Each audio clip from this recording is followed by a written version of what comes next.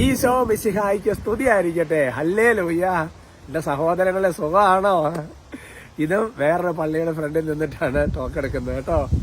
വഴിയെ പോകുന്നതല്ല, നമ്മുടെ ഓരോ ശുശ്രൂഷകരെയും ആൾക്കാരെയൊക്കെ കാണുമ്പോൾ അവരുടെ അടുത്ത് ഉടനെ ഇത് ക്യാമറ കൊടുക്കുന്നു, വേഗം വീഡിയോ എടുക്കുന്നു. ക്യാമറ നമ്മുടെ ഫോണാണ്. ഹല്ലേലൂയ. എന്തായാലും സഹോദരങ്ങൾ വലിയ സുഖമാണ്. ഇവിടെ നല്ല ശുശ്രൂഷകരും എല്ലാം വലിയ കൂട്ടായ്മയാണ്. കുട്ടികളൊക്കെ ഇത് ശുശ്രൂഷയെ സംബന്ധിച്ച് ഇത് ടോക്കൊക്കെ എടുക്കുന്ന നോക്കിയൊക്കെ നിൽക്കുന്നുണ്ട്. ഹല്ലേലൂയ.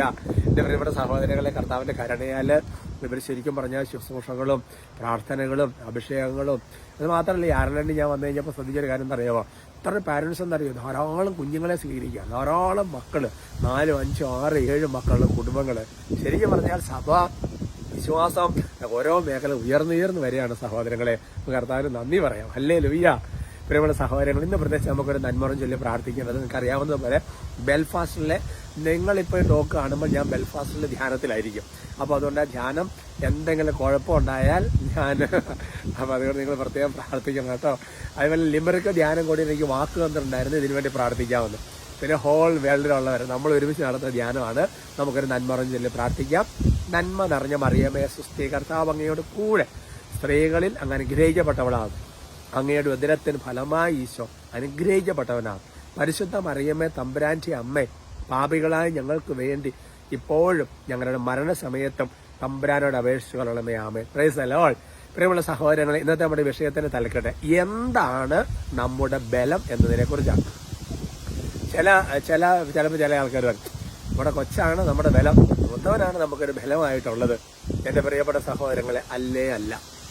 ഹബക്കുക്ക് 3:19, ഹബക്കുക്ക് ചാപ്റ്റർ 3:19 അതിന് വെളിപ്പെടുത്തുകയാണ്, കർത്താവായ ദൈവമാണ് എന്റെ ബലം എന്നൊരു പ്രവാചകൻ പറയുകയാണ്. പ്രവാചകൻ എന്നറിയാവോ?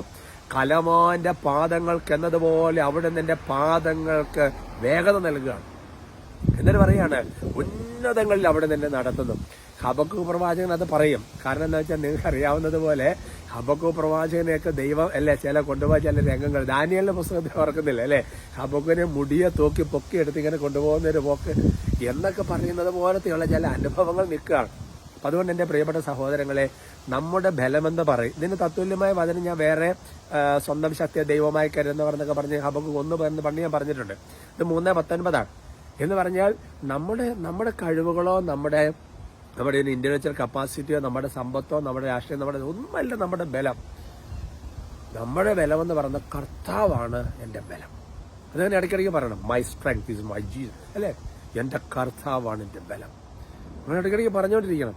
എന്നെ ശക്തിപ്പെടും. നിങ്ങൾ ചിന്തിച്ച് നോക്കിയ പഴയ നിയമ ജനത എത്രയോ ക്രൈസിസിലൂടെ പോയി. ദൈവമായിരുന്നു അവരുടെ ബലം. പത്രോസ് പൗലോസ് കാലഘട്ടം നിങ്ങൾ ചിന്തിച്ചു നോക്ക്, ദൈവമായ കർത്താവായിരുന്നു അവരുടെ ബലം. അതുകൊണ്ട് പറഞ്ഞ ദൈവമായ കർത്താവാണ് എന്റെ ബലം. ഞാൻ ഓർക്കുന്നത് എൻ്റെ ജീവിതത്തിലാണെങ്കിൽ ശരിക്കും പറഞ്ഞാൽ ഒരുപാട് കാര്യങ്ങളൊക്കെ ഒരുമിച്ച് ചെയ്യേണ്ട സാഹചര്യം വന്നപ്പോൾ നമ്മൾ ഓടി ഇങ്ങനെ അലഞ്ഞു പോകുന്നതിന് പകരം ഈശോയോട് കൂടി ഈശോയോട് പ്രാർത്ഥിച്ച് ഈശോയിൽ ആശ്രയം ചെയ്യുമെന്നറിയോ, നമുക്ക് ഒരുപാട് കാര്യങ്ങൾ ഒരേ സമയം ചെയ്യാൻ വേണ്ടി പറ്റുക. അതാണ് കലമാന്റെ പാദങ്ങൾക്ക് എന്ന പോലെ അവിടെ വേഗത നൽകി. യുദ്ധം ചെയ്യാൻ തന്റെ വിരലുകളെയും പടപൊരുതാൻ വിരലുകളെ പരിശീലിപ്പിക്കും എന്നൊക്കെ പറയുന്ന 144 സംഗീതം 1 വാക്യമൊക്കെ പഠിപ്പിക്കുന്ന അത് തന്നെയാണ് എന്റെ പ്രിയപ്പെട്ട സഹോദരൻ. അവിടെ നിന്ന് ഉന്നതങ്ങളെ നടത്തിക്കൊണ്ടിരിക്കും. അപ്പൊ നമ്മൾ ഈ പതുക്കെ പോകുന്നവരല്ല, ഈ ദൈവാത്മാവ് നമ്മളിങ്ങോട്ട് നയിക്കുമല്ലേ. നിങ്ങൾ എന്താ ചോദിക്കുക, തോമാശ്രീയ കേരളത്തിൽ വരുന്നത് അല്ലെങ്കിൽ ഫ്രാൻസിസ് സേവ്യർ, ഇതൊക്കെ നിങ്ങൾ ചിന്തിച്ചു നോക്കിയ ദൈവാത്മാവ് നടത്തുന്ന വഴികളല്ലേ. ആ ഒരു അത് കേട്ടിരിക്കുമ്പോൾ കർത്താവേ അവിടുന്നാണ് എന്റെ ബലം അല്ലെ?